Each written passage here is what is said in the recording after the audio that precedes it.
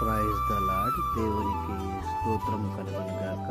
July నెల 2వ తారీఖు 2026 నేటి దేవుని వాగ్దానమేమనగా, ఆమె నిజమే ప్రభువా, కుక్క పిల్లలు కూడా తమ యజమానుల బల్ల మీద నుండి పడు ముక్కలు తినును గదా అని చెప్పాను.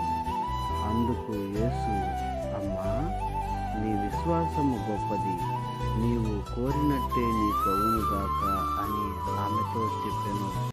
ఆ గడియలోనే ఆమె కుమార్తె స్వస్థత నొందెను. మత్తయి సువార్త 15వ అధ్యాయము 27-28 వచనములు.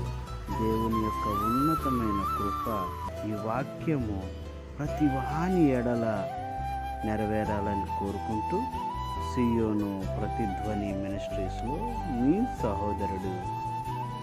ఆమేన్, ఆమేన్.